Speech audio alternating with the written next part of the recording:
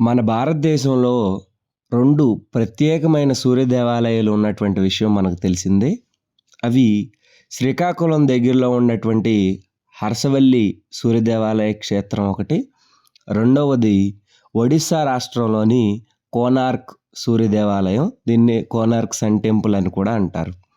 Konark sun టెంపుల్‌లో మనకి సమయాన్ని చూయించేటువంటి ప్రత్యేకమైన విషయం ఉన్నట్లయితే, హరసవల్లి క్షేత్రంలో మాత్రం ప్రత్యేకంగా రథసప్తమి రోజున సూర్యకాంతులు డైరెక్ట్‌గా ఇక్కడ సూర్యనారాయణుడి యొక్క మీద పడటం అనేటువంటిది ఇక్కడ ప్రత్యేకంగా చెప్తూ ఉంటారు.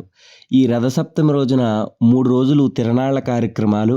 ఆ తిరణాళ్ళకి మొత్తం పెద్ద ఎత్తున ప్రజలనేటువంటి వాళ్ళు వచ్చి ఇక్కడ స్వామివారిని మనసారా కొలుస్తారు అనేటువంటి ఇక్కడ స్థల ప్రాశస్త్యంగా మనకు చెప్తూ ఉంది. రెండో విషయం, ఇక్కడ మనకి ఇంద్ర పుష్కరిణి కనిపిస్తూ ఉంటుంది. అవునండి, ఇంద్రుడు కొన్ని శాపాల కారణంగా కొంత అనారోగ్యానికి కొంత దీనికి కారణమైనప్పుడు ఇంద్రుడు ఈ పుష్కరిణిలో స్నానం చేశాడు.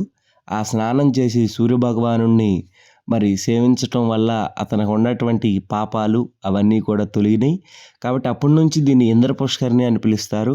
ప్రజలకు రోగం కానటువంటి అంటే నయం కానటువంటి రోగాలు ఏదైతే ఉన్నాయో అవన్నీ కూడా ఈ పుష్కరిణిలో మునిగినటువంటి వాళ్ళకి నయమవుతాయి అని ఇక్కడ ప్రజలు మనకు చెప్తూ ఉంటారు. కనిపించని దేవుళ్ళు ఎందరో ఉన్నారు, కానీ మనకు ప్రత్యక్షంగా ప్రతిరోజు కనిపిస్తూ వారంలో 7 రోజులు కూడా ఆయన రాకతోటి పచ్చటి పంటలు పండడానికి, ఆహారాన్ని అందించడానికి ఉపయోగపడుతున్నటువంటి సూర్యభగవానుడే ప్రత్యక్ష దైవం అని మన పూర్వీకులు అనాదిగా నమ్ముతూ ఉన్నారు. ఎటువంటి ధర్మం వాళ్ళు అయినప్పటికీ కూడా మనకి సూర్యభగవానుడే ప్రత్యక్ష దైవం అని అందరికీ తెలుసు. ఈరోజు మనం దక్షిణ భారతంలోనే ప్రముఖ విశిష్టమైనటువంటి సూర్యనారాయణ దేవస్థానమైనటువంటి అరసవిల్లి పుణ్యక్షేత్రంలో ఉన్నాము. ఈ అరసవిల్లి శ్రీకాకుళం జిల్లాలో వెలిసి ఉన్నది. ఇక్కడ సూర్య భగవానుని దివ్య విగ్రహం మనకి అందరికీ దర్శనమిస్తుంది. ఆ భారతంలోని అత్యంత ప్రముఖమైనటువంటి రథసప్తమి రోజు సూర్యుని కిరణాలు సాక్షాత్తు స్వామివారి పాదాలను తాకడం ఇక్కడ ఈ క్షేత్రం యొక్క గొప్ప విశిష్టత. ఇక్కడ స్వామివారి పుష్కరిణిలో అందరూ స్నానమాచరించి వెంటనే గుడిలోనికి వెళ్ళి స్వామివారిని దర్శించి అక్కడ సూర్యభగవానునికి వారి యొక్క కానుకలను చెల్లించుకొని కొంతమంది విశిష్టంగా బంగారు కన్ను, వెండి కన్నులు కూడా సమర్పిస్తూ ఉంటారు. స్వామివారికి వారి యొక్క మొక్కులన్నీ చెల్లించుకొని పక్కనే ఈశ్వర స్వామివారిని దర్శించుకొని నవగ్రహాలను దర్శించుకొని వారి యొక్క కోరికలు దేవుడికి సమర్పించుకుంటారు.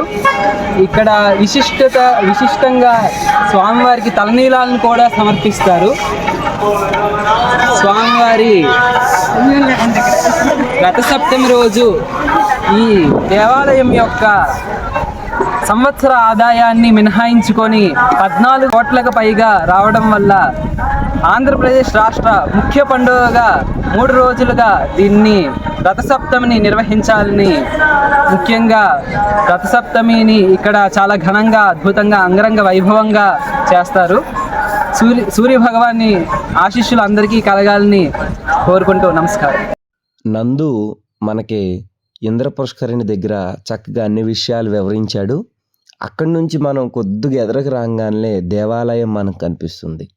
సూర్య దేవాలయ రాజగోపురం అచ్చం కోటలాగానే మనకుంటుంది. విజయనగరం, శ్రీకాకుళం ఈ ప్రదేశాల్లో ఉన్నటువంటి కోటలన్నీ కూడా మనకి ఇదే ఆకృతిలో కనిపిస్తూ ఉంటాయి.